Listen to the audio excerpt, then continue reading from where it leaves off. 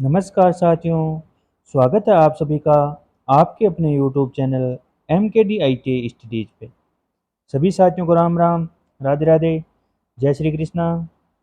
बताइए साथियों कैसे हो। आशा करता हूँ सभी साथी स्वस्थ होंगे, मस्त होंगे और लगातार इस क्वेश्चन सीरीज के माध्यम से अपनी स्टडी का आनंद ले रहे होंगे। तो साथियों हम लगातार इलेक्ट्रीशियन थ्योरी के जो अति महत्वपूर्ण परीक्षा उपयोगी प्रश्न है और जो क्वेश्चंस आपके प्रीवियस कम्पिटिटिव एग्जाम्स में पूछे गए हैं उन क्वेश्चन पे चर्चा कर रहे हैं। साथ ही हमने आवेश एवं स्तर वैद्युतिकी चैप्टर के पार्ट नंबर फर्स्ट पे जो पिछले सेशन में चर्चा की थी उसके पार्ट नंबर सेकेंड में जो हम है आज क्वेश्चन सॉल्व करने वाले हैं।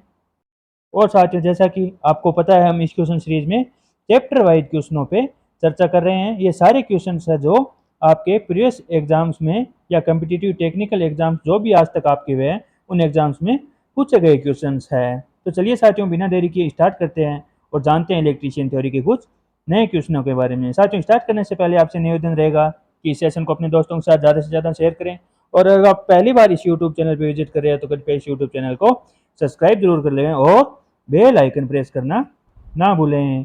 आज का आपका पहला क्वेश्चन है यानी 32 क्वेश्चन है जो हम पिछले सेशन में सॉल्व कर चुके थे। 33 नंबर क्वेश्चन है आपका निम्नलिखित बलों में से कौन सा बल सबसे कमजोर है। बताइए साथियों इन बलों में से सबसे जो आपका वीक फोर्स है वो कौन सा है। ऑप्शन ए है मजबूत नाभिकीय बल, ऑप्शन बी है स्थिर वैद्युत बल, ऑप्शन सी है गुरुत्वाकर्षण बल और ऑप्शन डी है आपका कमजोर नाभिकीय बल। साथियों आपको पता होना चाहिए कि इनमें से जो आपका सबसे कमजोर बल है वो होता है आपका गुरुत्वाकर्षण बल। यानी गुरुत्वाकर्षण बल है जो आपका सबसे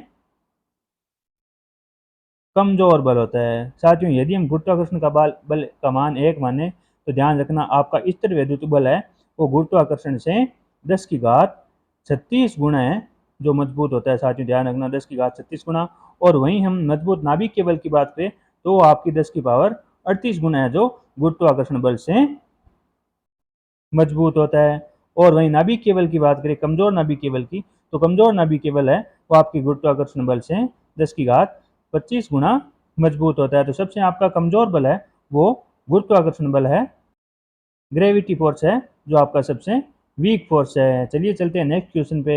अगला आपका क्वेश्चन है निम्न में से किसके लिए गॉस का नियम लागू होता है। गॉस का नियम इनमें से किसके लिए जो आपका अप्लाई होता है। ऑप्शन ए केवल पॉइंट चार्ज के लिए, ऑप्शन बी है अनंत लाइन चार्ज के लिए, ऑप्शन सी है चार्ज की अनंत शीट के लिए और ऑप्शन डी आपका समान रूप से गोलाकार सेल्स के लिए या इन सभी के लिए। बताइए साथियों गॉस का नियम है वो इनमें से किसके लिए लागू होता है। तो साथियों ध्यान रखना गॉस का नियम है वो आपका पॉइंट चार्ज के लिए भी लागू होता है, अनंत लाइन चार्ज के लिए भी लागू होता है, चार्ज की अनंत शीट के लिए भी लागू होता है और समान रूप से जो आपके वर्ताकार सेल्स होते हैं उनके लिए भी ये लागू होता है। तो ऑप्शन ई है जो आपका इस क्वेश्चन का सही आंसर है यानी गॉस का नियम है वो इन सभी के लिए आपका अप्लाई होता है। साथ ही ध्यान रखना पॉइंट चार्ज के लिए जो आपका कुलाम का नियम भी है वो अप्लाई होता है। कुलाम का नियम भी आपका पॉइंट चार्ज के लिए अप्लाई होता है लेकिन गॉस का नियम है वो इन सभी के लिए अप्लाई होता है। नेक्स्ट क्वेश्चन है आपका एक इलेक्ट्रॉन वोल्ट निम्नलिखित में से किसके बराबर होता है। बताइए साथियों एक इलेक्ट्रॉन वोल्ट इनमें से किसके बराबर होता है। ध्यान रखना साथियों इलेक्ट्रॉन वोल्ट है जो आपके ऊर्जा की इकाई है। ऑप्शन ए दे रखा है 1.66 इंटू 10⁻24 जूल, ऑप्शन बी है 6.20 इंटू 10⁻24 जूल -24 जूल और ऑप्शन सी आपका 1.602 इंटू 10⁻19 जूल और ऑप्शन डी आपका 6.25 इंटू 10⁻18 जूल। एक इलेक्ट्रॉन वोल्ट है वो इनमें से किसके बराबर होता है ये आपको पूछा गया है। तो जैसा कि मैंने आपको बताया कि इलेक्ट्रॉन वोल्ट है वो आपकी ऊर्जा की इकाई है। जैसे हम ऊर्जा अंतराल को है जो हम इलेक्ट्रॉन वोल्ट में प्रदर्शित करते हैं। ऊर्जा अंतराल जैसे अर्धचालकों में आपका ऊर्जा अंतराल होता है उसको हम इलेक्ट्रॉन वोल्ट में प्रदर्शित करते हैं। ध्यान रखना साथियों अर्धचालक में जो आपका ऊर्जा अंतराल होता है वो आपका 5 इलेक्ट्रॉन वोल्ट से ज़्यादा होता है। बात करें चालकों के लिए तो चालकों के लिए जो आपका ऊर्जा अंतराल है वो आपका 0 इलेक्ट्रॉन वोल्ट होता है। और वहीं पे बात करें अर्धचालकों के लिए तो अर्धचालकों के लिए जो आपका ऊर्जा अंतराल होता है वो होता है लगभग 1 इलेक्ट्रॉन वोल्ट। साथियों ध्यान रखना अर्धचालकों के लिए जो आपका ऊर्जा अंतराल होता है वो 1 इलेक्ट्रॉन वोल्ट है। अचालकों के लिए, हम कुचालकों के लिए कहे तो 5 इलेक्ट्रॉन वोल्ट होता है, 5 इलेक्ट्रॉन वोल्ट से अधिक होता है। और चालकों के लिए जो आपका 0 इलेक्ट्रॉन वोल्ट होता है, यानी चालकों में जो आपका ऊर्जा अंतराल है आपको देखने को नहीं मिलेगा। अर्धचालकों में साथियों हम बात करें कि सिलिकॉन के लिए जो आपका ऊर्जा अंतराल होता है वो 1.1 इलेक्ट्रॉन होता है, और जर्मेनियम के लिए जो आपका ऊर्जा अंतराल होता है वो आपका 0.78 इलेक्ट्रॉन वोल्ट है, जो आपका जर्मेनियम के लिए होता है। साथ ही ध्यान रखना ऊर्जा अंतराल है जो आपका जर्मेनियम और सिलिकॉन का जो डायरेक्ट आंकड़ा है जो आपसे पूछा जाता है, तो ध्यान रखना सिलिकॉन का 1.1 इलेक्ट्रॉन वोल्ट और जर्मेनियम का 0.78 इलेक्ट्रॉन वोल्ट है जो आपका ऊर्जा अंतराल होता है। और ऊर्जा अंतराल मैंने आपको बता दिया है कि आपकी ऊर्जा की एक इकाई है होती है इलेक्ट्रॉन वोल्ट, और ऊर्जा अंतराल है जो हमें अर्धचालक सिलिकॉन और जर्मेनियम का है जो डायरेक्ट है, जो कॉम्पिटिटिव एग्जाम में पूछा जा सकता है।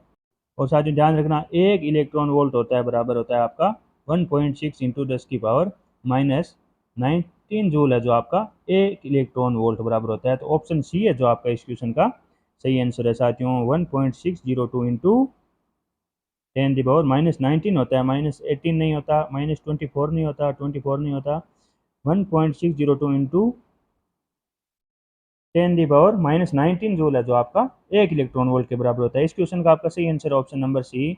अगला आपका क्वेश्चन है निम्नलिखित में से कौन सा विकिरण विद्युत क्षेत्र द्वारा प्रतिस्थापित किया जा सकता है। बताइए साथियों इनमें से कौन सा विकिरण है जो आपके इलेक्ट्रिक फील्ड द्वारा प्रतिस्थापित किया जा सकता है। ऑप्शन ए है गामा रेज, ऑप्शन बी है एक्स रेज, ऑप्शन सी है अल्फा कण और ऑप्शन डी है न्यूट्रॉन्स और ऑप्शन ई है इनमें से कोई नहीं। तो इस क्वेश्चन का आपका सही आंसर है जो आपके अल्फा कण होते हैं वो आपके इलेक्ट्रिक फील्ड के द्वारा प्रतिस्थापित किए जा सकते हैं। साथ ही ध्यान रखना विद्युत आवेश में भी आपके अल्फा कण आपको देखने को मिलता है, और अल्फा कण है जो आपके इलेक्ट्रिक फील्ड के द्वारा ही आपके प्रतिस्थापित किया जाता है। Gamma rays, X rays, neutrons इनका कोई लेना नहीं है, अल्फा कण है जो आपका इस क्वेश्चन का सही आंसर है। ऑप्शन सी है जो आपका सही आंसर रहने वाला है। नेक्स्ट क्वेश्चन है आपका एक डाई इलेक्ट्रिक माध्यम में विद्युत प्रवाह घनत्व है और अनुरूप विद्युत क्षेत्र की सामर्थ्य के बीच के अनुपात को क्या कहा जाता है। यानी एक आपका डाई इलेक्ट्रिक मीडियम में जो आपका इलेक्ट्रिक प्रवाह घनत्व है और उसके अनुरूप विद्युत क्षेत्र की सामर्थ्य के बीच के अनुपात को क्या कहा जाता है। ऑप्शन ए है प्रतिरोध,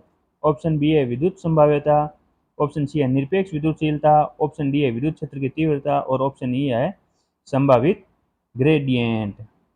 तो साथियों ध्यान रखना आपको डाई इलेक्ट्रिक माध्यम में विद्युत प्रवाह घनत्व यानी डी बटे ई के बारे में पूछा है, और ये होता है आपका एप्सिलॉन नॉट बराबर एप्सिलॉन नॉट क्या होती है आपकी निरपेक्ष विद्युत चालकता होती है। साथियों ध्यान रखना इस क्वेश्चन का आपका सही आंसर है निरपेक्ष विद्युत चालकता है जो आपके डाई इलेक्ट्रिक माध्यम में विद्युत प्रवाह घनत्व यानी डी और इसके अनुरूप विद्युत क्षेत्र यानी ई का अनुपात है जो आपका निरपेक्ष विद्युत चालकता कहलाएगा। साथ ही ध्यान रखना इसका जो आपका मात्रक होता है वो आता है आपका फेराड प्रति मीटर, और संभावित ग्रेडियंट इसका मात्रक होता है आपका वोल्ट प्रति मीटर, और प्रतिरोध को हम ओम में मापते हैं, और विद्युत क्षेत्र की तीव्रता का मात्रक होता है आपका न्यूटन प्रति कूलम या अन्य मात्रक होता है वोल्ट प्रति मीटर। तो इन सब के आपके इकाई भी आपको ध्यान में रहना चाहिए। प्रतिरोध को ओम में, निरपेक्ष विद्युतशीलता है जो आपका डाई इलेक्ट्रिक माध्यम में विद्युत प्रवाह घनत्व है और उसके विद्युत क्षेत्र सामर्थ्य का अनुपात है जो निरपेक्ष विद्युतशीलता कहलाएगा, जिसे हम अल्फा एप्सिलॉन नोट से दर्शाते हैं, और इसका मात्रक है जो आपका फेराड प्रति मीटर होता है। साथ ही ध्यान रखना और विद्युत क्षेत्र की तीव्रता का मात्रक है जो आपका न्यूटन प्रति कूलम या वोल्ट प्रति मीटर होता है, और संभावित ग्रेडियंट को है जो हम वोल्ट प्रति मीटर में प्रदर्शित करते हैं। नेक्स्ट क्वेश्चन है आपका एक वस्तु की प्रति इकाई लंबाई पर कुल आवेश कितना होता है। बताइए साथियों एक जो आपकी वस्तु है उसमें प्रति इकाई लंबाई पर आपको कुल आवेश पूछा गया है। ऑप्शन ए है विद्युत क्षेत्र के द्वारा प्रदर्शित करते हैं, ऑप्शन बी है धारिता कहलाता है, ऑप्शन सी है विभव है, ऑप्शन डी है रैखिक आवेश कहलाता है। बताइए साथियों एक वस्तु की प्रति इकाई लंबाई आवेश को हम किस प्रकार परिभाषित करते हैं। तो साथियों ध्यान रखना विद्युत क्षेत्र होता है आपका F बटे क्यू, या हम कह सकते हैं V बटे एल, और विद्युत क्षेत्र का मात्रक मैंने बता दिया इस फॉर्मूले के आधार पर आपका बन जाएगा न्यूटन प्रति कूलम, और इस फॉर्मूले के आधार पर बन जाएगा वोल्ट प्रति मीटर। और ध्यान रखना जो आपकी एक वस्तु की प्रति इकाई लंबाई पर कुल आवेश है उसको हम रैखिक आवेश घनत्व कहते हैं। ऑप्शन डी है जो आपका इस क्वेश्चन का सही आंसर रहने वाला है, और विभव बराबर होता है अपना W बटे क्यू यानी जूल प्रति कूलम। V बराबर W बटा क्यू होता है ये हमें पता ही है, और विद्युत क्षेत्र हमने बात करी ली अभी F बटे क्यू या वोल्ट प्रति मीटर V बटे एल, और जो आपका इकाई लंबाई पर कुल आवेश है किसी वस्तु के प्रति उसे हम रैखिक आवेश घनत्व कहते हैं। ऑप्शन डी है जो आपका इस क्वेश्चन का सही आंसर है। चलिए साथियों चलते हैं नेक्स्ट क्वेश्चन पे। अगला आपका क्वेश्चन है आवेश की विद्युत क्षेत्र प्रबलता। अब बताइए साथियों, आवेश की विद्युत क्षेत्र प्रबलता इनमें से किस प्रकार निर्दिष्ट की जाती है? यानी ऑप्शन ए है दूरी के साथ बढ़ती है, ऑप्शन बी है दूरी के घन के साथ घटती है, ऑप्शन सी है दूरी के घन के साथ बढ़ती है, ऑप्शन डी है दूरी के वर्ग के साथ घटती है और ऑप्शन ई है आपका दूरी के वर्ग के साथ बढ़ती है। बताइए साथियों, आवेश की विद्युत क्षेत्र प्रबलता के बारे में आपको पूछा गया है। तो साथियों ध्यान रखना, आवेश का जो आपका आवेशों के मध्य लगने वाले बल का फॉर्मूला क्या होता है? के इंटू क्यू वन बटे क्यू टू बटे आर स्क्वेयर। तो साथियों ध्यान रखना, इनकी जो आपकी बल है वो आपका हो गया, यानी विद्युत क्षेत्र की प्रबलता या हम बल कह सकते हैं वो आपका दूरी के वर्ग के व्युत्क्रमानुपाती हो गया। हम कह सकते हैं कि दूरी के दूरी बढ़ेगी तो आपका बल है वो घटेगा। तो ऑप्शन ए जगह दूरी के साथ बढ़ती है, नहीं दूरी के साथ कैसे बढ़ती है? ऑप्शन ए आपका सही आंसर नहीं हो सकता। दूरी के घन, घन का यहाँ पे लेना देना ही नहीं है, यहाँ पे भी दूरी का घन दे रखा है, यहाँ पे लेना नहीं है। दूरी के वर्ग के साथ घटती है, हाँ ये ऑप्शन सही है साथियों। जैसे जैसे दूरी का वर्ग है, वर्ग के साथ आपको दे रखा है, आर स्क्वायर दे रखा है, जैसे जैसे दूरी बढ़ेगी वैसे वैसे आपके विद्युत क्षेत्र की प्रबलता है वो घटेगी। ऑप्शन डी है जो आपका सही आंसर है साथियों। दूरी के वर्ग के साथ बढ़ती नहीं है साथियों, ध्यान रखना, दूरी के वर्ग के साथ घटती है, जैसे जैसे दूरी बढ़ेगी आपकी वैसे वैसे विद्युत क्षेत्र की प्रबलता है वो आपकी घटेगी। ऑप्शन डी है जो आपका इस क्वेश्चन का सही आंसर है। अगला आपका क्वेश्चन है, वायु में एक दूसरे से 30 सेंटीमीटर दूरी पर रखे दो छोटे आवेशित गोलों पर क्रमशः 2 इंटू 10⁻⁷ कूलाम तथा 3 इंटू 10⁻⁷ कूलाम आवेश है, उनके बीच बल कितना है? बताइए साथियों, उसी फॉर्मूले पर आधारित है जो ये क्वेश्चन आपको पूछा गया है। यानी फॉर्मूला हमारे पास बल का क्या आ गया? F बराबर के इंटू क्यू वन बटे Q one into Q two बटे आर स्क्वेयर। तो यहाँ पे हमें पता है के का मान हमारा होता है 9 × 10⁻9 प्लस हमारे पास क्यू वन का मान दे रखा है 2 × 10⁻⁷ और क्यू टू का मान हमें दे रखा है 3 × 10⁻⁷ बट्टे आर का मान हमें 30 सेंटीमीटर दे रखा है, तो मीटर में बदलेंगे तो हमारे पास हो जाएगा 0.3 मीटर। 0.3 इंटू आर का स्क्वायर है तो 0.3 इंटू 0.3। साथ में ध्यान रखना, ये जब हम दोनों पॉइंट हटाएंगे तो ऊपर चले जाएंगे 10⁻2। तो यहाँ पे आपको ध्यान रखना है कि एफ बराबर आपका क्या हो जाएगा? 3 से 3 × 3 = 9, 9 से 9 आपका कैंसिल हो गया। अब 2 को 3 से गुना किया तो आ जाएगा 6, यानी 2 × 3 बराबर 6 आ गया। इंटू 10 यहाँ पे प्लस की 9 है, यहाँ पे माइनस की 7 है, यहाँ पे माइनस की 7 है और यहाँ पे प्लस की 2 है, तो प्लस की 9 और प्लस की 2 हो गई प्लस की 11 और माइनस की आपकी 7 और 7 14। तो हमारे पास आ जाएगा ए बराबर 6 इंटू 10⁻11 पॉजिटिव की है और नेगेटिव की है 14। तो हमारे पास यहाँ पे शेष रह जाएगी 10⁻−3 और बल का मात्रक होता है आपका न्यूटन, यानी इनके बीच लगने वाला बल आपको पूछा गया था जो आ जाएगा आपके पास 6 × 10⁻−3 न्यूटन, यानी ऑप्शन ए है जो आपका इस क्वेश्चन का सही आंसर है। साथ में ध्यान रखना, इस फॉर्मूले पे बेस पे ये क्वेश्चन आपको पूछा गया है। अगर आपको फॉर्मूला पता है और फॉर्मूले में केवल आपको सीधा मान रखना है और आपका आंसर है जो आ जाएगा। साथ में ध्यान रखना,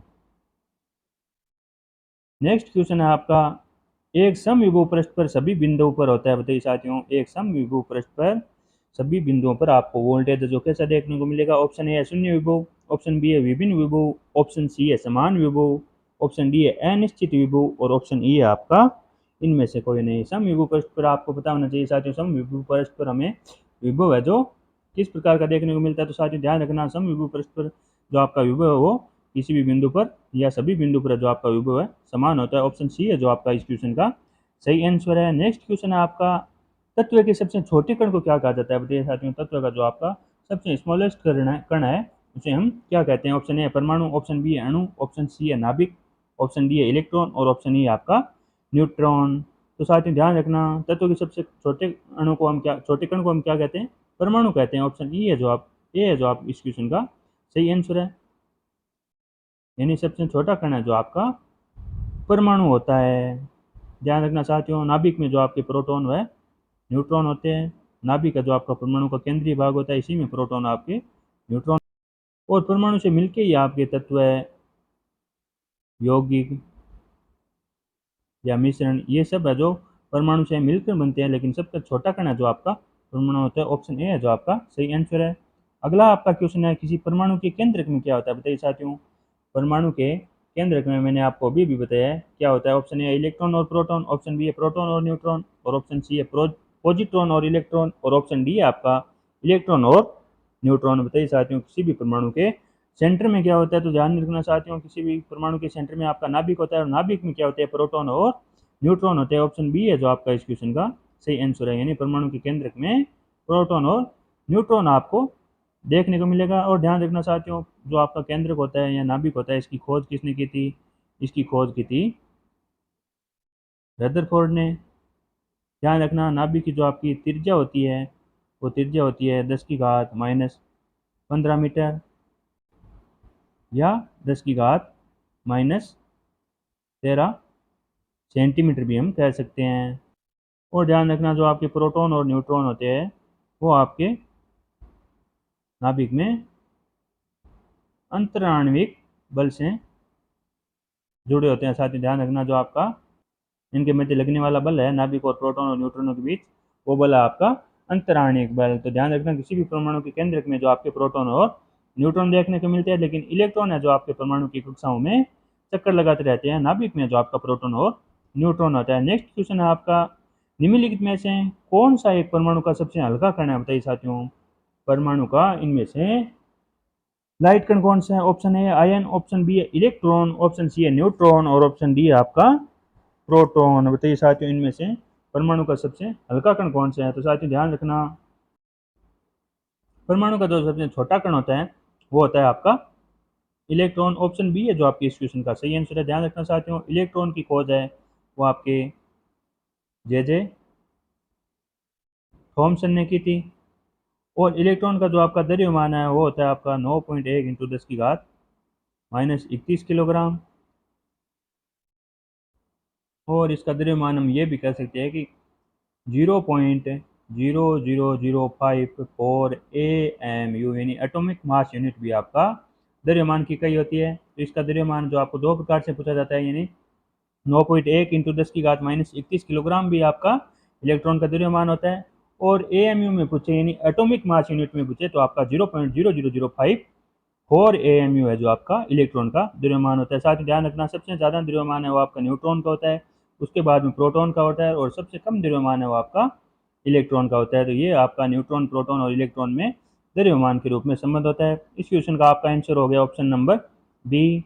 नेक्स्ट क्वेश्चन है आपका एटॉमिक संरचना के अनुसार निम्न में से किस में धनावेश धनात्मक आवेश रहता है। बताइए साथियों जो आपकी परमाणु संरचना है उसके अनुसार धनावेशित कण है वो कौन सा है, ये आपको पूछा गया है। तो साथियों ध्यान रखना धनावेश होता है वो आपका यानी प्रोटॉन होता है, और प्रोटॉन न्यूट्रॉन कहाँ पे होता है आपका न्यूक्लियस में, नाभिक में होता है। ऑप्शन डी है जो आपका इस क्वेश्चन का सही आंसर है। इलेक्ट्रॉन साथियों ध्यान रखना आपका ऋणावेशित कण है, जबकि प्रोटॉन है जो आपका धनावेशित कण है। इसमें आपको पूछा गया है संरचना के अनुसार जो आपका धनात्मक आवेश है वो रहता कहाँ पे है। तो ध्यान रखना धनात्मक आवेश है वो आपका नाभिक में रहता है। ऑप्शन डी है जो आपका इस क्वेश्चन का सही आंसर है। अगला आपका क्वेश्चन है किसी परमाणु का द्रव्यमान माना गया है। बताइए साथियों किसी परमाणु के द्रव्यमान को हम किस प्रकार व्यक्त करते हैं। ऑप्शन ए है सिर्फ न्यूट्रॉनों का भार, ऑप्शन बी है न्यूट्रॉन एवं प्रोटॉन का भार, ऑप्शन सी है इलेक्ट्रॉन का भार, ऑप्शन डी है इलेक्ट्रॉन और प्रोटॉन का भार। बताइए साथियों किसी भी परमाणु के मास को हम किस प्रकार व्यक्त करते हैं। तो साथियों ध्यान रखना जो आपका परमाणु द्रव्यमान होता है वो होता है आपका न्यूट्रॉन प्लस प्रोटॉन की संख्या। ध्यान रखना साथियों परमाणु द्रव्यमान है यानी आपका परमाणु का द्रव्यमान होता है वो आपका होता है प्रोटॉन प्लस न्यूट्रॉन की संख्या।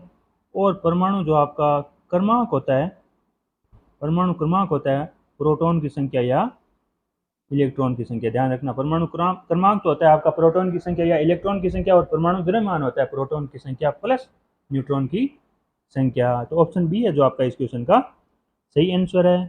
साथियों इस सेशन को अपने दोस्तों के साथ ज़्यादा से ज़्यादा शेयर करें, और ज़्यादा से ज़्यादा प्यार प्रेम है जो आप इस चैनल पे बनाए रखें। बहुत ही अच्छे अच्छे क्वेश्चंस हैं जो मैं लेके आपके बीच हमेशा उपस्थित होता रहता हूँ। सारे क्वेश्चंस है जो प्रीवियस कम्पिटिटिव एग्जाम में पूछे गए क्वेश्चंस हैं, इनका सबूत आपके सामने देख सकते हो कि कौन सा क्वेश्चन है जो किस परीक्षाओं में पूछे गए हैं। यह भी आपका क्वेश्चन के साथ है जो मेंशन किया गया है। तो चलिए साथियों चलते हैं नेक्स्ट क्वेश्चन पे। नेक्स्ट क्वेश्चन है आपका न्यूट्रॉन पर आवेश होता है। बताइए साथियों न्यूट्रॉन पे किस प्रकार का आवेश होता है। साथियों ये आपको क्वेश्चन इजी लग रहे होंगे, लेकिन सारे क्वेश्चन है जो आप देख सकते हो कम्पिटिटिव एग्जाम में पूछे गए हैं और आगे भी कम्पिटिटिव एग्ज़ाम में पूछे जाने की पूर्णतः संभावना है, क्योंकि कम्पिटिटिव एग्ज़ाम में आपके क्वेश्चन है जो मैं पहले भी आपको बता चुका हूँ 75 to 80% क्वेश्चन है जो आपके रिपीट होते हैं। तो साथ ही ध्यान रखना न्यूट्रॉन पे जो आपका कोई आवेश नहीं होता है, यानी न्यूट्रॉन पे आपका शून्य आवेश होता है। ऑप्शन ए है जो आपका इस क्वेश्चन का सही आंसर है। न्यूट्रॉन है जो आपका एक उदासीन या हम कह सकते हैं आवेशहीन कण होता है, यानी इस पे किसी भी प्रकार का आवेश नहीं होता है। ध्यान रखना न्यूट्रॉन की खोज है वो आपके चैडविक नामक वैज्ञानिक ने की थी और न्यूट्रॉन का जो द्रव्यमान है वो होता है आपका 1.69 इंटू 10⁻⁻27 किलोग्राम। ये आपका न्यूट्रॉन का द्रव्यमान होता है और चैडविक ने न्यूट्रॉन की खोज की थी। ये आपका उदासीन कण होता है। इस क्वेश्चन का आपका सही आंसर हो गया ऑप्शन नंबर ए। नेक्स्ट आपका क्वेश्चन है प्रोटॉन को अन्य प्रोटॉन के निकट लाए जाने पर क्या होगा। बताइए साथियों, एक प्रोटॉन को जब हम दूसरे प्रोटॉन के निकट लाएंगे तो आपको क्या परिवर्तन है जो देखने को मिलेगा। ऑप्शन ए गतिज ऊर्जा में वृद्धि होती है, ऑप्शन बी है स्थितिज ऊर्जा में वृद्धि होती है, ऑप्शन सी है स्थितिज ऊर्जा में कमी होती है, ऑप्शन डी है गतिज ऊर्जा में कमी होती है, या ऑप्शन ई दे रखा है आपको ए और बी दोनों।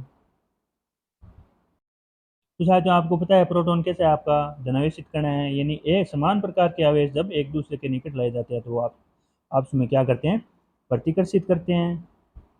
ये भी आपको पता होना चाहिए, यानी नेगेटिव नेगेटिव है जो आपको प्रतिकर्षित करेंगे, पॉजिटिव पॉजिटिव है जो आपस में प्रतिकर्षण का अनुभव करेंगे। लेकिन यहाँ पे आपको ऊर्जा के बारे में पूछा तो साथ ही ध्यान रखना एक प्रोटॉन को दूसरे प्रोटॉन के निकट लाएंगे तो आपके ऊर्जा में वृद्धि होती है, यानी आपकी स्थितिज ऊर्जा होती है, या हम कह सकते हैं जो आपकी पोटेंशियल एनर्जी होती है उसमें आपके इंक्रीज होती है, उसमें वृद्धि होती है। साथ ही ध्यान रखना स्थितिज ऊर्जा में कमी कब होगी, जब आपका एक पॉजिटिव और एक नेगेटिव कण आपस में यानी प्रोटॉन और इलेक्ट्रॉन को जब हम एक दूसरे के पास मिलाते हैं तो वहाँ पे आपकी स्थितिज ऊर्जा में कमी होती है। लेकिन समान आवेशित कणों को जब हम एक दूसरे के पास लाते हैं, या हम कह सकते हैं कि दो प्रोटॉन अगर आप आपस में उनको पास में लाया जाता है तो आपकी पोटेंशियल एनर्जी में वृद्धि होगी। ऑप्शन बी है जो आपका इस क्वेश्चन का सही आंसर है। चलिए दोस्तों चलते हैं नेक्स्ट क्वेश्चन पे। अगला आपका क्वेश्चन है वैद्युत उदासीन परमाणु के बारे में इनमें से कौन सा कथन सत्य है। बताइए साथियों, वैद्युत रूप से आपका परमाणु है वो उदासीन है, तो उसके बारे में इनमें से आपको ट्रू स्टेटमेंट है वो पूछा गया है। साथ में ध्यान रखना ऑप्शन ए दे रखा है इनमें फोटोनों और इलेक्ट्रॉनों की संख्या बराबर होती है, ऑप्शन बी है इसमें प्रोटॉन और इलेक्ट्रॉन की संख्या बराबर होती है, ऑप्शन सी है न्यूट्रॉन और इलेक्ट्रॉन की संख्या बराबर होती है, और ऑप्शन डी है प्रोटॉन और न्यूट्रॉन की संख्या बराबर होती है। तो ये साथ में ध्यान रखना प्रोटॉन है जो आपका धनावेशित कण होता है, इलेक्ट्रॉन है जो आपका ऋणावेशित कण होता है। अगर आपके प्रोटॉन और इलेक्ट्रॉन की संख्या बराबर होगी तो आपका परमाणु है वो वैद्युतिक रूप से उदासीन होगा, यानी ऑप्शन बी है जो आपका इस क्वेश्चन का सही है। प्रोटॉन और इलेक्ट्रॉन की संख्या यदि बराबर है किसी परमाणु में तो आपका वैद्युतिक रूप से है वो उदासीन होगा। ऑप्शन बी है जो आपका करेक्ट आंसर है। नेक्स्ट क्वेश्चन है आपका द्रव्य में उत्पन्न स्थितिक आवेश रहता है। बताइए साथियों, जो आपका द्रव्य में उत्पन्न स्थितिक आवेश है वो कहाँ पे आपको देखने को मिलेगा। ऑप्शन ए द्रव्य के तल में, ऑप्शन बी है द्रव्य के ऊपरी पृष्ठ पर, ऑप्शन सी है द्रव्य में समान रूप से वितरित, ऑप्शन डी है द्रव्य के आयतन के केंद्र में, और ऑप्शन ई दे रखा है आपको ए और बी दोनों। बताइए जो आपका द्रव्य में उत्पन्न जो आपका स्टैटिक चार्ज है वो आपको कहाँ पे देखने को मिलेगा। तो साथ ही ध्यान रखना द्रव्य में जो आपका स्टैटिक आवेश है वो आपको द्रव्य के ऊपरी पृष्ठ पर देखने मिलेगा। ऑप्शन बी है जो आपका इस क्वेश्चन का सही आंसर है। नेक्स्ट क्वेश्चन है आपका निम्न में से किस में इलेक्ट्रॉन की अधिकता होती है। बताइए साथियों, अणु, ऑप्शन बी है परमाणु, ऑप्शन सी है ऋणात्मक चार्ज बॉडी, और ऑप्शन डी है धनात्मक चार्ज बॉडी, यानी इसमें आपको इलेक्ट्रॉन की अधिकता है वो कहाँ पे देखने को मिलेगी। तो साथ ही ध्यान रखना इलेक्ट्रॉन है जो आपके ऋणावेश कण होते हैं और ऋणावेशित कणों की जो आपको अधिकता है वो ऋणात्मक चार्ज बॉडी पे देखने को मिलेगी। ऑप्शन सी है जो आपका इस क्वेश्चन का सही आंसर है। साथ ही ध्यान रखना धनात्मक चार्ज बॉडी में आपको प्रोटोनों की अधिकता देखने को मिलेगी, जो लेकिन जो आपकी ऋणात्मक चार्ज बॉडी है वहाँ पे आपको इलेक्ट्रॉनों की अधिकता देखने को मिलेगी। ऑप्शन सी है जो आपका करेक्ट आंसर है। अगला आपका क्वेश्चन है एक इलेक्ट्रॉन का चार्ज है। बताइए साथियों, एकदम सिंपल क्वेश्चन है, क्या रहेगा इसका सही आंसर है। और इतना सिंपल क्वेश्चन आप देख सकते हो साथियों कितने एग्जाम्स में पूछे गए हैं। ये कम से कम आपके 6-7 एग्जाम्स में पूछा जा चुका है अब तक, लेकिन एकदम सिंपल क्वेश्चन है एक इलेक्ट्रॉन का चार्ज कितना होता है। तो साथ ही ध्यान आपको पता ही होगा कि एक जो आपके इलेक्ट्रॉन का जो आपका चार्ज होता है वह होता है 1.602 इंटू 10 की पावर माइनस गुलाम 19 गुलाम, और ये भी आपका ऋणात्मक होता है यानी ऋणावेशित कण होता है। तो साथ में ध्यान रखना ये 10 की घात माइनस 19 गुलाम है जो आपके एक ही ऑप्शन में दे रखा है, ऑप्शन ई है जो आपका इस क्वेश्चन का सही आंसर है। वनी 1.602 इंटू 10 की पावर माइनस 19 गुलाम आवेश है जो आपके एक इलेक्ट्रॉन पे होता है। ऑप्शन ई आपका करेक्ट आंसर हो गया। अगला आपका क्वेश्चन है, निम्न में से कौन सा विकल्प परमाणु का केंद्रीय भाग है? बताइए साथियों, पीछे भी इस प्रकार का आपका एक क्वेश्चन है जो आ चुका है, परमाणु का केंद्रीय भाग है तो कौन सा होता है? तो बिना देरी किए आपको बता ही देता हूँ कि जो आपका नाभिक होता है, न्यूक्लियस होता है, वो आपका परमाणु का केंद्रीय भाग होता है। ऑप्शन सी है जो आपका इस क्वेश्चन का सही आंसर है। और इसी में जो आपके प्रोटॉन और न्यूट्रॉन है जो आपके अंतराण्विक बल से जुड़े होते हैं। नाभिक में ही है जो आपके प्रोटॉन और न्यूट्रॉन होते हैं, और नाभिक है जो आपका किसी भी परमाणु का केंद्रीय भाग होता है। इलेक्ट्रॉन आपके परमाणु के बाहरी कक्षाओं में चक्कर लगाते रहते हैं। अगला आपका क्वेश्चन है, इलेक्ट्रॉन के बारे में निम्नलिखित में से कौन सा कथन है जो फॉल्स है, यानी गलत कथन कौन सा है? ऑप्शन ए ये सभी परमाणु का मूल घटक है, ये ऑप्शन बी है ये एक नेगेटिव चार्ज किया गया कण है, ऑप्शन सी है इलेक्ट्रॉन का द्रव्यमान न्यूट्रॉन के द्रव्यमान के बराबर होता है, और ऑप्शन डी है आपका ये कैथोड किरणों का घटक है। बताइए साथियों, इलेक्ट्रॉन के बारे में इनमें से आपका फॉल्स स्टेटमेंट बताना है। तो साथियों ध्यान रखना, यह सभी परमाणु का मूल घटक होता है, ये स्टेटमेंट आपका सही है। और इलेक्ट्रॉन पे आपको नेगेटिव चार्ज होता है, यह भी आपको पता है। और यह आपका कैथोड किरणों का घटक होता है, यह भी कथन सही है। लेकिन इलेक्ट्रॉन का द्रव्यमान न्यूट्रॉन के द्रव्यमान के बराबर नहीं होता। ऑप्शन सी है जो आपका फॉल्स आंसर है, यानी इलेक्ट्रॉन का द्रव्यमान है वो आपका प्रोटॉन के द्रव्यमान का 1840 या 45 गुना होता है। साथ ही ध्यान रखना, प्रोटॉन और प्रोटॉन का द्रव्यमान है वो आपका न्यूट्रॉन के द्रव्यमान के बराबर होता है। तो इस प्रकार से इलेक्ट्रॉन का द्रव्यमान आपके न्यूट्रॉन के द्रव्यमान के बराबर कभी नहीं हो सकता। इलेक्ट्रॉन का द्रव्यमान होता है वो होता है आपका 9.31 इंटू 10 की घात माइनस 31 किलोग्राम, और जो आपका न्यूट्रॉन का द्रव्यमान होता है वो होता है 1.6 इंटू 10 की पावर माइनस 27 किलोग्राम। तो बराबर कहाँ से हो गया? प्रोटॉन और न्यूट्रॉन का द्रव्यमान हम कह सकते हैं लगभग बराबर होता है, लेकिन इलेक्ट्रॉन का द्रव्यमान है वो न्यूट्रॉन के द्रव्यमान के बराबर नहीं होता। और इलेक्ट्रॉन के द्रव्यमान और प्रोटॉन के द्रव्यमान में संबंध आपको पता होना चाहिए। प्रोटॉन के द्रव्यमान का 1840 या 1837 या 1845 भी आपको कहीं कहीं पे देखने को मिलेगा। इलेक्ट्रॉन का द्रव्यमान है वो प्रोटॉन के द्रव्यमान का 1840 गुना होता है। ऑप्शन सी है जो आपका इस क्वेश्चन का सही आंसर है, यानी सी ऑप्शन है जो आपका इस क्वेश्चन का रॉन्ग स्टेटमेंट आपको दे रखा है। अगला आपका क्वेश्चन है, यदि परमाणुओं में समान विद्युत ऋणात्मकता को आप कह सकते हैं इलेक्ट्रॉनों के लिए समान बंधुता है, तो निम्नलिखित में से किस प्रकार के आबंध की सबसे अधिक संभावना है? बताइए साथियों, समान विद्युत ऋणात्मक के लिए इनमें से कौन सा बंध है जो आपको देखने को मिलेगा? ऑप्शन ए आयनी बंध यानी आयनिक बॉन्ड, ऑप्शन बी है कोवेलेंट बॉन्ड यानी सहसंयोजी बंध, ऑप्शन सी है मेटेलिक बॉन्ड यानी धात्विक बंध, और ऑप्शन डी आपका वंडरवाल बॉन्ड यानी वांडरवाल बॉन्ड। ऑप्शन है कौन सा है जो आपका इसका सही आंसर रहने वाला है? साथ ही ध्यान रखना, समान नेगेटिव इलेक्ट्रिक के लिए जो आपका बंध है वो आपका कोवेलेंट बंध आपको देखने को मिलेगा, सहसंयोजी बंध जिसे हम कह सकते हैं।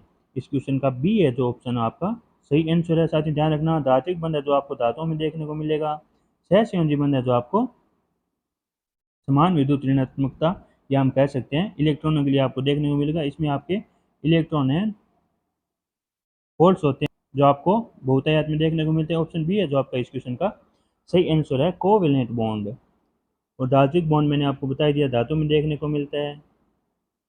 अगला आपका क्वेश्चन है, आधुनिक इलेक्ट्रॉन के सिद्धांत के अनुसार एक परमाणु प्रोटॉन न्यूट्रॉन और इलेक्ट्रॉन से बना होता है। तीन तत्वों में से किसको निरावेशी माना जाता है, यानी इसमें कोई आवेश नहीं होता। साथ में इतना बड़ा क्वेश्चन दे रखा है लेकिन ये एकदम सिंपल क्वेश्चन है, यानी आपको पूछा गया है कि जो आपका उदासीन कण है या आवेश रहित कण है वो कौन सा होता है? तो आपको पता है न्यूट्रॉन है जिसपे किसी भी प्रकार का आवेश नहीं होता। ऑप्शन ए है जो आपका इस क्वेश्चन का सही आंसर है। इलेक्ट्रॉन है जो आपका ऋणावेशित कण होता है आपको पता है, और प्रोटॉन पे है जो आपका धनावेश होता है, लेकिन न्यूट्रॉन पे है जो आपका किसी भी प्रकार का आवेश नहीं होता, ये उदासीन होता है।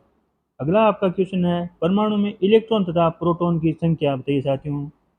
एक परमाणु में इलेक्ट्रॉन और प्रोटॉन की संख्या ऑप्शन ए बराबर होती है, ऑप्शन बी है बराबर नहीं होती है, ऑप्शन सी है परिवेशी स्थितियों पर निर्भर करता है, और ऑप्शन डी है समय समय के आधार पर विविधता हो सकता है। बताइए साथियों, एक एटम में आपको इलेक्ट्रॉन और प्रोटॉन की संख्या कैसी देखने को मिलती है? तो साथ ध्यान रखना, परमाणु में आपके इलेक्ट्रॉन और प्रोटॉन की संख्या बराबर होती है। ऑप्शन ए है जो आपका इस क्वेश्चन का सही आंसर है, यानी प्रोटॉन की संख्या इलेक्ट्रॉन की संख्या के बराबर होती है। अगला आपका क्वेश्चन है, किसी भी परमाणु के सेल या हम कह सकते हैं कक्षा में मौजूद इलेक्ट्रॉनों की अधिकतम अधिकतम संख्या है वो कितनी हो सकती है? तो साथ ही ध्यान रखना, किसी भी परमाणु की कक्षा में जो आपके अधिकतम इलेक्ट्रॉनों की संख्या ज्ञात करने का जो आपका फॉर्मूला होता है वो होता है 2n², जहाँ पे n क्या होती है? आपकी कक्षा की संख्या होती है। जैसे आपकी कक्षाएं होती है k, l, m, n। तो ध्यान रखना, आपके k कक्षा में जो आपकी अधिकतम इलेक्ट्रॉन की संख्या होगी 2 × k का मान यानी 1, हम कह सकते हैं 1 का स्क्वायर, तो बराबर कितना आ जाएगा 2। m के लिए हम कक्षा का मान है वो n का मान कितना रखेंगे 2, तो यहाँ पे आपके पास कितना हो जाएगा 8। m के लिए यहाँ पे n का मान है जो हम 3 रखेंगे, तो हमारे पास इलेक्ट्रॉनों की संख्या कितनी आ जाएगी 18। और n के लिए है जो हम n का मान 4 रखेंगे, तो हमारे पास इलेक्ट्रॉनों की संख्या आ जाएगी 32। तो यहाँ पे अधिकतम इलेक्ट्रॉन है जो n कक्षा में हम 32 रख सकते हैं, लेकिन इस क्वेश्चन में आपके ऑप्शन है जो आपका मैक्सिमम 18 दे रखा है। और लेकिन यहाँ पे हमें इस क्वेश्चन में है जो आपके के सेल में यानी के कक्षा का पूछा है, तो के आप सेल में या के कक्षा में आपके अधिकतम इलेक्ट्रॉन है वो आपके 2 हो सकते हैं। ऑप्शन सी है जो आपका इस क्वेश्चन का सही आंसर है। और इलेक्ट्रॉनों की संख्या किसी भी कक्षा में ज्ञात करने के लिए हमारे पास जो फॉर्मूला होता है वो आपका 2n² होता है। n है जो आपकी यहाँ पे कक्षा की संख्या होती है, तो ऑप्शन सी है जो आपका सही आंसर रहने वाला है। अगला आपका क्वेश्चन है, एक परमाणु की प्रत्येक कक्षा में अनुमत इलेक्ट्रॉनों की अधिकतम संख्या कितनी है? जहाँ एन क्रमांकित कक्षा है। बताइए साथियों, यही फॉर्मूला है जो आपका इस क्वेश्चन में पूछ लिया गया। यह क्वेश्चन है जो आपका यूपीआरवीएनएल TG2 में पूछा गया है, यानी 2022 के एग्जाम्स में ये क्वेश्चन है जो आपका पूछा गया है, इतना इजी क्वेश्चन। तो साथियों आपको पता ही है जो आपका अधिकतम इलेक्ट्रॉनों की संख्या ज्ञात करने के लिए जो आपका फॉर्मूला होता है वो होता है 2n²। ऑप्शन बी है जो आपका इस क्वेश्चन का सही आंसर रहने वाला है। यानी अधिकतम इलेक्ट्रॉन जो आपकी के कक्षा में 2 होते हैं, एल में आपके 8 होते हैं, एम में आपके 18 होते हैं और एन कक्षा में अधिकतम इलेक्ट्रॉन है जो 32 होते हैं, जो हम इस फॉर्मूले के आधार पे याद कर सकते हैं। ऑप्शन बी है जो आपका सही आंसर हो गया। चलिए दोस्तों चलते हैं नेक्स्ट क्वेश्चन पे। अगला आपका क्वेश्चन है, आधुनिक आवर्त सारणी में क्षैतिज पंक्तियों को क्या कहा जाता है? बताइए साथियों, जो आपकी आवर्त सारणी है, आवर्त सारणी का भी क्वेश्चन है जो आपका इस चैप्टर से पूछा गया है।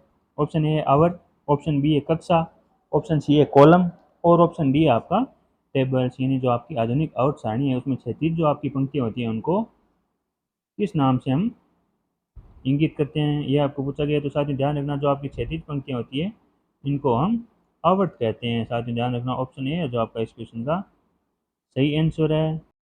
और जो आपके ऐसे वर्टिकल होते हैं उन्हें हम कॉलम कहते हैं। साथ ही ध्यान रखना, और आधुनिक आवर्त सारणी में जो आपके ग्रुप की संख्या या समूह है जो कितने हैं आपके 18 है, ये भी आपको पता होना चाहिए। तो ऑप्शन ए है जो आपका इस क्वेश्चन का सही आंसर हो गया, यानी क्षैतिज पंक्तियों को हम आवर्त कहते हैं। चलिए दोस्तों चलते हैं नेक्स्ट क्वेश्चन पे। अगला आपका क्वेश्चन है, एल्यूमिनियम परमाणु में कितने संयोजकता इलेक्ट्रॉन होते हैं? बताइए साथियों, एल्यूमिनियम में आपके संयोजी इलेक्ट्रॉन है जो आपको पूछा गया है। तो साथ ध्यान रखना, एल्यूमिनियम का जो आपका परमाणु क्रमांक होता है वो आपका होता है 13। तो पहली कक्षा में हो जाएंगे आपके 2 इलेक्ट्रॉन, दूसरी कक्षा में हो जाएंगे 8 इलेक्ट्रॉन, तो तीसरी कक्षा में आपके यानी जो सबसे बाहरी कक्षा में इलेक्ट्रॉन होते हैं वो आपके संयोजी इलेक्ट्रॉन होते हैं। तो बाहरी कक्षा में इलेक्ट्रॉन कितने बचे? 3। तो आपका आंसर डी है जो इस क्वेश्चन का सही आंसर रह जाएगा। यानी इसमें आपके संयोजी इलेक्ट्रॉन जिसे हम मुक्त इलेक्ट्रॉन कह सकते हैं उनकी संख्या जो आपकी 3 होती है। साथियों ऑप्शन डी है जो आपका इस क्वेश्चन का सही आंसर है। अगला आपका क्वेश्चन है, यूरेनियम का परमाणु क्रमांक कितना होता है? बताइए साथियों, परमाणु क्रमांक से भी आपके क्वेश्चन है जो पूछे गए हैं इन यूपीपीसीएल में। ये आपका परमाणु क्रमांक से भी क्वेश्चन है जो पूछा गया है। ऑप्शन ए है 7, ऑप्शन बी है 92, ऑप्शन सी है 95 और ऑप्शन डी है आपका 82। तो यूरेनियम का जो आपका परमाणु क्रमांक होता है वो आपका होता है 92। ऑप्शन बी है जो आपका इस क्वेश्चन का सही आंसर है। साथियों ध्यान रखना, इसके साथ साथ आपको मैं आपको कुछ पदार्थों के परमाणु क्रमांक बताता हूँ, ये भी आपको ध्यान रखना है। यानी आपके सिल्वर का परमाणु क्रमांक आता है वो आपका 47 होता है। जो आपके गोल्ड का परमाणु क्रमांक होता है वो आपका 79 होता है। अगर बात करें हम कॉपर की, तो कॉपर का परमाणु क्रमांक होता है वो आपका 29 होता है। एल्यूमिनियम की हम पिछले क्वेश्चन में बात कर ही चुके हैं, आपका 13 होता है। सिलिकॉन का जो आपका परमाणु क्रमांक होता है वो आपका 14 होता है। और यहीं पे बात करें हम जर्मेनियम का परमाणु क्रमांक होता है वो आपका 32 होता है। और कार्बन का परमाणु क्रमांक है वो आपका 6 होता है। इन सभी के जो आपके परमाणु क्रमांक है ये अति महत्वपूर्ण है, ये सब आपको याद रखने हैं। इसमें आपको यूरेनियम का पूछा गया है तो ऑप्शन बी है जो आपका सही आंसर है। चलिए दोस्तों चलते हैं नेक्स्ट क्वेश्चन पे। अगला आपका क्वेश्चन है, दो धनात्मक आवेशों को परस्पर निकट रखे जाने पर वे एक दूसरे को क्या करेंगे, बताइए साथियों। दो पॉजिटिव आवेश है आपके पास, उनको एक दूसरे के पास में रखेंगे तो वो किस प्रकार का जो आपका व्यवहार है वो प्रदर्शित करेंगे। ऑप्शन ए आकर्षित होंगे, ऑप्शन बी है प्रतिकर्षित होंगे, ऑप्शन सी है प्रभावित नहीं होंगे और ऑप्शन डी आपका पहले प्रतिकर्षित होंगे और फिर आकर्षित होंगे। बताइए साथियों, यानी दो आपके पॉजिटिव आपके आवेश है, इनको एक दूसरे के पास रखा है तो इनमें क्या होगा, आपका प्रतिकर्षण का व्यवहार है ये प्रदर्शित करेंगे। ऑप्शन बी है जो सही आंसर है, यानी प्रतिकर्षित करेंगे। यानी आपके समान आवेश है जो आप आपस में प्रतिकर्षित करेंगे और विपरीत मान के जो आवेश होंगे वो आपस में आकर्षित करेंगे। साथ ही ध्यान रखना, समान मान के आवेश प्रतिकर्षित करते हैं, चाहे वो पॉजिटिव हो या नेगेटिव हो, लेकिन विपरीत मान के जो आवेश है वो एक दूसरे में आकर्षण का व्यवहार है जो प्रदर्शित करते हैं। ऑप्शन बी है जो आपका इस क्वेश्चन का सही आंसर है। चलिए चलते हैं नेक्स्ट क्वेश्चन पे। अगला आपका क्वेश्चन है, ऊंची इमारतों में नुकीले चालक लगाए जाते हैं क्योंकि वह, बताइए साथियों, जो आपकी बड़ी बड़ी बिल्डिंगें बनाई जाती हैं उनमें जो आपके नुकीले चालक लगाए जाते हैं जो कुछ इस प्रकार के होते हैं, ये किस लिए लगाए जाते हैं। ऑप्शन ए आवेशित मेघों को प्रतिकर्षित करने के लिए, ऑप्शन बी है मेघ द्वारा प्रेरित आवेश हटाते हैं, ऑप्शन सी है मेघ से आवेश को हटाकर पृथ्वी पर स्थानांतरित कर देते हैं और ऑप्शन डी है रेडियो और टीवी रिसीवरों के लिए एंटीना का कार्य करते हैं। तो साथ ही ध्यान रखना, इस प्रकार के जो आपके नुकीले चालक लगाए जाते हैं इनको हम बोलते हैं लाइटनिंग अरेस्टर। लाइटनिंग अरेस्टर जिसे हम प्रेरित चालक भी कहते हैं। तो साथ ही इनका जो मुख्य कार्य होता है वो आता है आपका बादलों से जो आवेश है हटाकर वो पृथ्वी में ट्रांसफर कर देते हैं। साथ ही ध्यान रखना, मेघ से आवेशों को हटाकर पृथ्वी पर स्थानांतरित कर देते हैं। ऑप्शन सी है जो आपका इस क्वेश्चन का सही आंसर है, यानी आकाशीय बिजली जो भी आपकी किसी बिल्डिंग पे गिरती है तो उसे ये है जो डायरेक्ट है जो बिना नुकसान पहुंचाए अर्थ में ट्रांसफर कर देते हैं। ऑप्शन सी है जो आपका इस क्वेश्चन का सही आंसर है। त्वरित चालक के बारे में आपको पूछा गया था। अगला आपका क्वेश्चन है, निम्न में से कौन सा बलों की विद्युत रेखाओं का एक गुण नहीं है। बताइए साथियों, विद्युत बल रेखाओं का गुण है जो इनमें से कौन सा नहीं है, ये आपको पूछा गया है। और आपके इस चैप्टर का ये अंतिम सवाल है, यानी ये इतने क्वेश्चन है, 65 क्वेश्चन थे जो आपके प्रीवियस एग्जाम में इस चैप्टर से बार बार है जो विभिन्न एग्जाम्स में पूछे गए हैं। ये सारे क्वेश्चन है जो कम्पिटिटिव एग्जाम में पूछे गए क्वेश्चन थे जो मैं आपके सामने लेके आया हूँ। तो इस क्वेश्चन का आपका सही आंसर है जो कमेंट बॉक्स में आपको बताना है, यानी धनावेश से आरंभ होती है, ऑप्शन बी है ऋणावेश पर समाप्त होती है और ऑप्शन सी है बल रेखाएं समांतर होती है, ऑप्शन डी है बल रेखाएं एक दूसरे को प्रतिच्छेदन करती है। तो साथ में ध्यान रखना, जो आपकी विद्युत बल रेखाएं हैं वो आपको पता होना चाहिए कि ये पॉजिटिव से हैं जो बाहर निकलती है और नेगेटिव यानी ऋणावेश पे समाप्त होती है। तो ऑप्शन ए आपका सही है, ऑप्शन बी भी आपका सही है और ध्यान रखना ये आपस में समांतर होती है, एक दूसरे को कभी भी प्रतिच्छेद नहीं करती। ऑप्शन डी है जो आपका इस क्वेश्चन का सही आंसर है, यानी विद्युत बल रेखाओं के बारे में ऑप्शन डी है जो आपका रॉन्ग स्टेटमेंट है जो आपको दे रखा है। और इसमें यही पूछा गया है कि विद्युत बल रेखाओं का एक गुण नहीं है, यानी यह गुण है जो आपका विद्युत बल रेखाओं में आपको देखने को नहीं मिलेगा, यानी एक दूसरे को प्रतिच्छेद है ये कभी नहीं करेगी क्योंकि ये आपस में समांतर होती है और ये आपके पॉजिटिव से प्रारंभ होती है और नेगेटिव पे आपकी समाप्त होती है। ये सारे कथन आपके विद्युत बल रेखाओं के बारे में सही है, लेकिन जो आपका कथन डी है वो विद्युत बल रेखाओं का एक गुण नहीं है। तो साथियों, ये हमने स्थिर वैद्युतिकी और आवेश के जो चैप्टर से संबंधित जो सारे क्वेश्चन थे जो प्रीवियस एग्जाम में पूछे गए थे उन सारे पे जो हमने चर्चा कर ली है। साथियों, मिलेंगे नए सेशन में अगले चैप्टर के साथ कुछ इलेक्ट्रीशियन थ्योरी के जो महत्वपूर्ण क्वेश्चंस जो प्रीवियस एग्जाम्स में पूछे गए हैं। तब तक आप सभी साथी इन क्वेश्चंस का बार बार है जो रिवाइज या प्रैक्टिस है जो ज़्यादा से ज़्यादा करते रहिए। तो चलिए साथियों, मिलते हैं नेक्स्ट सेशन में। तब तक सभी साथियों को राम राम, राधे राधे, जय श्री कृष्णा। धन्यवाद साथियों।